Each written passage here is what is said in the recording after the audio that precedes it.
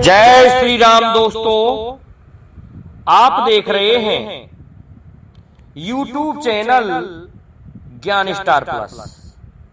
तो दोस्तों, आप सभी का हार्दिक स्वागत और अभिनंदन। देखिए दोस्तों, आज हमने आपके लिए कमेंट चुना है श्रीमान हरिकिशन गौतम जी का। बड़ा ही अच्छा कमेंट है, सुंदर कमेंट है दोस्तों, और ये अपने आप में एक कंडीशन अर्थात शर्त लिए हुए है। क्या शर्त है और मैं ये कमेंट पढ़ रहा हूँ। देखिए दोस्तों, बहुत बड़ा कमेंट किया इन्होंने। कहा गुरुजी मेरी पहेली का उत्तर जरूर बताना। क्या लिख रहे हैं कि घोड़ी से एक पुत्र हुआ, उसका नाम बताना। सूर्य संध्या छोड़ के सच्चा अर्थ लगाना। को घोड़ी बन के आई, अब तुम सच्चा अर्थ लगाना। इस तरह से ये जिला एबनी मध्य प्रदेश के हैं दोस्तों हरिकिशन गौतम जी। और आज इन्होंने जो कमेंट किया है वो ये शर्त बहुत अच्छी है इसमें, जिसका जो कमेंट किया है उसमें कि सूर्य और संध्या को छोड़ करके बताना है किसके से वो पुत्र हुआ, कौन घोड़ी बन के आई। तो दोस्तों, ये पेज संख्या मैं बता दूं कि अभी अभी दोस्तों जिन्हें हम न्योरता कहते हैं, न्योरता के समय हमने एक पुराण खोला हमारे यहाँ से जिसका नाम है देवी भागवत। और अपने अपने मंतव्यों के अनुसार कोई सुंदरकांड का पाठ करता है, कोई कुछ करता है, कोई देवी भागवत का करता है, तो कोई भागवत द्वितीय खंड का भी हम जैसा पढ़ लेता है। तो हमने दोस्तों ये द्वितीय खंड जो था ना, इसको निकाल के पढ़ना चालू किया। तो देवी भागवत में यही कथा हमने 431 पेज पर पढ़ी। महाभारत के द्वितीय खंड में जहां पर वंशावलियां दी गई हैं, उस जगह के हय वंश की वंशावली दी हुई है। तो उनका पुत्र था दोस्तों हरिकिशन, और उस हरिकिशन की ही ये कथा है, इसलिए हरिकिशन गौतम जी ने ये कमेंट डाला है, क्योंकि इनका भी नाम हरिकिशन है। एक राजा हुआ था, उसका भी नाम हरिकिशन था।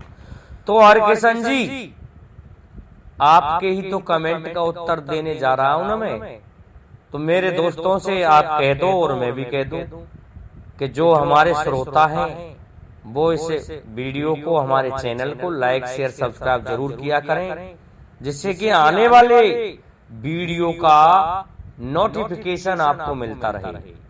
क्योंकि दोस्तों ये दिव्य कथा बहुत ही अच्छी है और इसे हम सार्वजनिक मंच से नहीं कहना चाहते थे, लेकिन आज हमको वो कहनी पड़ रही है आपके इस कमेंट का उत्तर देने से। क्योंकि सूर्य संध्या में तो आपने शर्त लगा दी, क्योंकि उनसे अश्विनी कुमार जैसे पुत्र हुए थे सूर्य भगवान से, और वो घोड़ी से ही उत्पन्न हुए हैं। लेकिन इनके अलावा अर्थात सूर्य और संध्या आदि को छोड़ करके मुझे आपको ये उत्तर बताना है। देखिए, लेके चलते हैं हम आपको है वंश की वंशावली में। ये वंशावली लिखी हुई है द्वितीय खंड महाभारत में भी, आप पढ़ के देख सकते हैं दोस्तों। देवी भागवत पुराण में भी लिखी हुई है। चलो ठीक है, लिखी हुई, पर कैसे लिखी है वो सुनो। कि एक बार माता लक्ष्मी की इच्छा हो रही थी कि सभी पर पुत्र हो गए।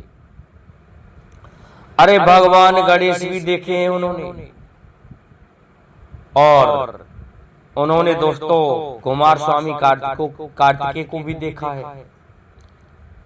इसलिए आपने ये भी देखा होगा कि माता लक्ष्मी गणेश जी के साथ क्यों बैठी है।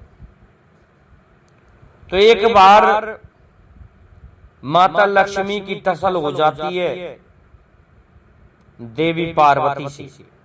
माता पार्वती से, जबकि गणेश जी से बहुत प्यार करती थी माता लक्ष्मी। इस पर माता लक्ष्मी नाराज होकर के चली गई कि दूसरे का पुत्र हो गया ये तो गणेश, इसलिए नाराज होकर के कहाँ आ गई? वैकुंठ धाम में। और वैकुंठ धाम में जब आ गई पार्वती की नोक झोंक से, तो बड़ी उद्विग्न अवस्था में आई और भगवान श्री हरि विष्णु से कहने लगी कि हे प्रभु, मैं आपको क्या सुनाऊं। आज मुझे मेरी एक जेठानी ने बहुत कुछ कहा है। कि क्या कह दिया? कि मेरा पुत्र गणेश जो था ना, माता पार्वती का, देवी पार्वती का, उस दौरानी ने, उस जेठानी ने मुझे एक ताना मार दिया है। और ताना भी बहुत बड़ा मारा है। कहा कि मेरे पुत्र को खिलाती हो, आप खुद पैदा क्यों नहीं कर लेती? दोस्तों, जैसे ही भगवान शिव की और माता पार्वती की बुराई माता लक्ष्मी करने लगी, तो नाराज होकर के श्री हरि विष्णु ने क्या कहा? ए लक्ष्मी, तू जा, मैं तुझे श्राप देता हूं। तू मेरे इष्ट देवता और मेरी इष्ट देवी अर्थात मेरे जो प्रभु हैं उनकी तू बुराई कर रही है, इसलिए तू घोड़ी बन जा, निकल यहां से वैकुंठ धाम से, मैं तुझे श्राप देता हूं। ऐसा कह डाला श्री हरि विष्णु ने।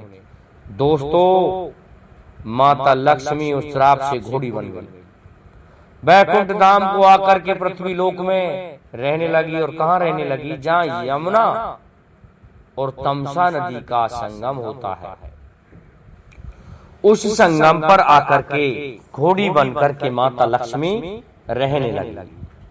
अब क्या होता है? जब घोड़ी बनकर के रह रही थी तो सोचा कि मैं इस तरह से मेरे स्वामी को छोड़ करके कितने दिनों तक रहूंगी। मैंने भगवान शिव की बुराई की है, इसलिए वो ही मेरा उद्धार करेंगे। तो देखिए दोस्तों, कहा भगवान श्री हरि विष्णु की पत्नी, तीनों लोकों की स्वामिनी माता लक्ष्मी, जिसके बिना ये संसार सुना है, इसकी कृपा के बिना कोई भी आगे नहीं बढ़ा। और वो दोस्तों आज तपस्या कर रही है अपने खुद के दुख के हरण के लिए भगवान शिव की। कि हे त्रिपुंडधारी भगवान शिव, आप मुझ पर कृपा कीजिए और मैं आपके लिए ये तपस्या कर रही हूं। दोस्तों, क्या कहा? आप मेरे दुख का हरण करें प्रभु। और आप और भगवान श्री हरि विष्णु में कोई अंतर नहीं है, क्योंकि आपका चित्त और भगवान श्री हरि विष्णु का चित्त समान है। बताया जाता है ये कि भगवान श्री हरि विष्णु कहते हैं कि भगवान शिव मुझ में निवास करते हैं, मैं भगवान शिव में निवास करता हूँ। इसलिए हे प्रभु, मैंने आपकी बुराई की है जिसे वे सहन नहीं कर सके।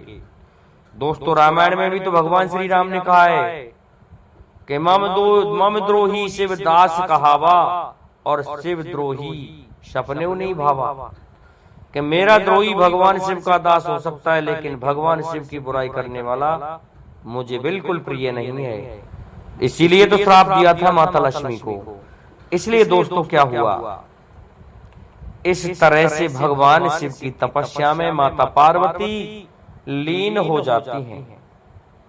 भगवान शिव दोस्तों मां पार्वती सहित तमसा नदी पर आ गए। देखा सामने कि मां पार्वती और भगवान शिव खड़े हुए हैं। कहने लगी, हे प्रभु, आप पधारे, आपने बहुत कृपा की है, परंतु मैं क्या करूं?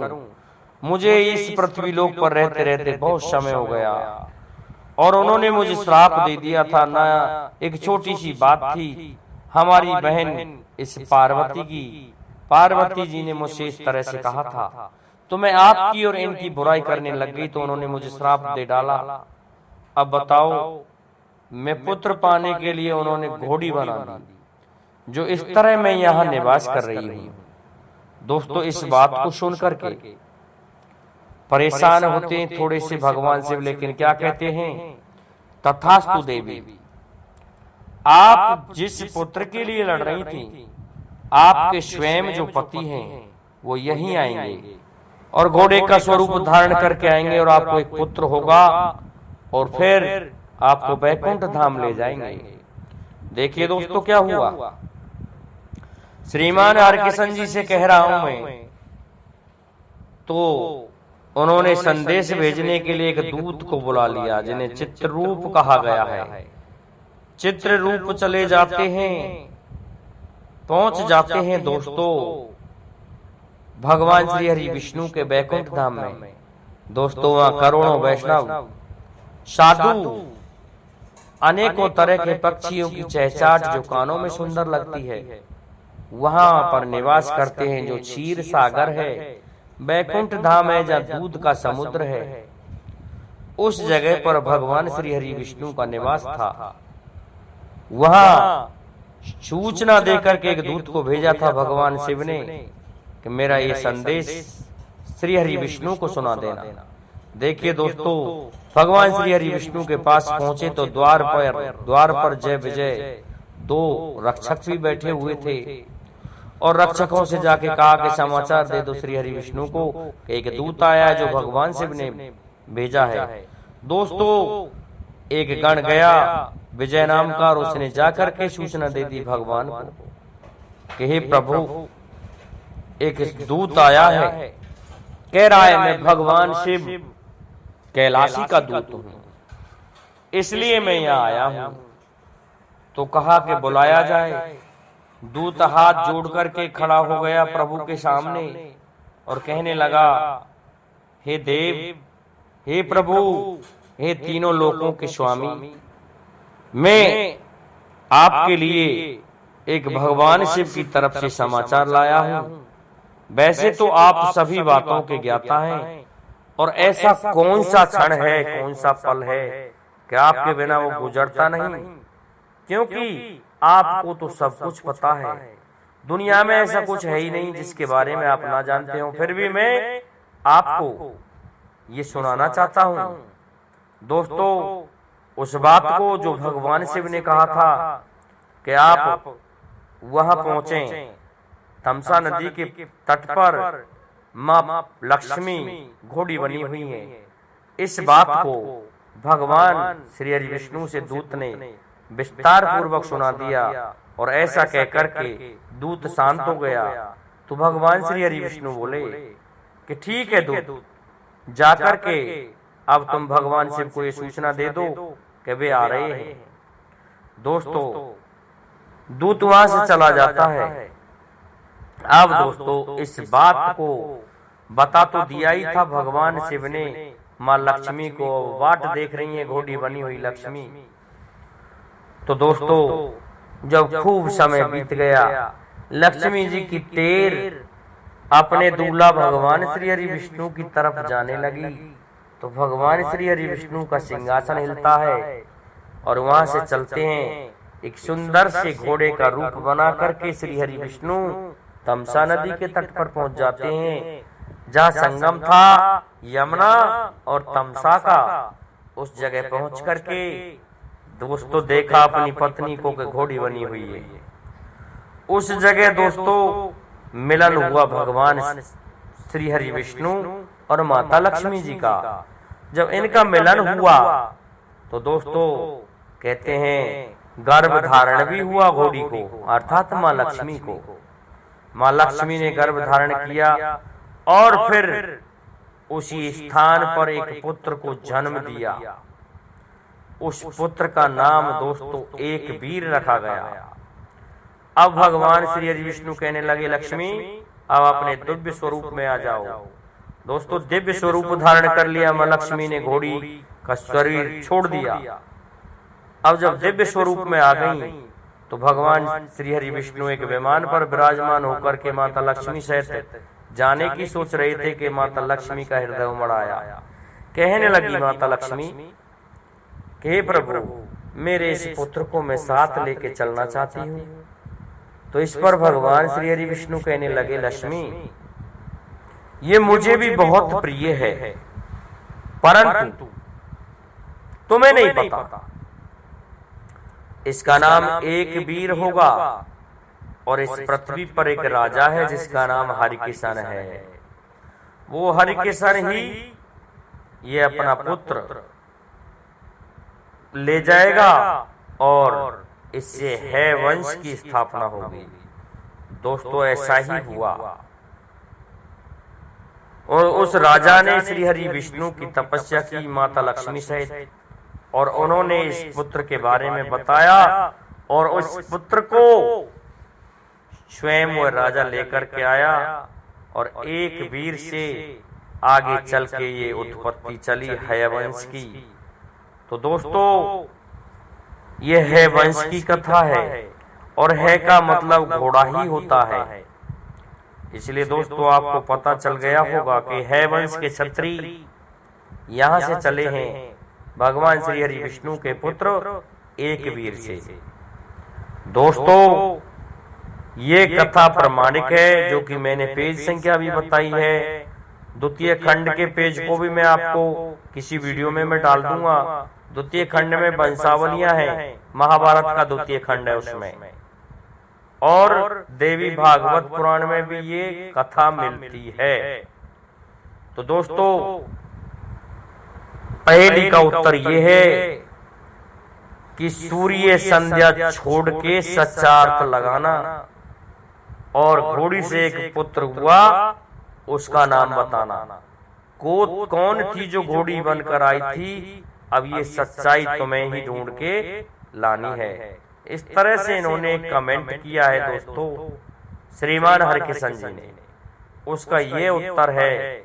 इसमें सूर्य और संध्या अश्विनी कुमार सभी को छोड़ दिया गया है। दोस्तों जय हिंद, जय भारत, जय जय श्री राधे, जय जय श्री राम। दोस्तों हमारे इस वीडियो को सुन के अनर्गल बातें ना करें, क्योंकि ये एक वंश की स्थापना है और भगवान ने तो जो लीलाएं की हैं वो की हैं। तो दोस्तों जय हिंद, जय भारत, जय जय श्री राधे, जय जय श्री राम।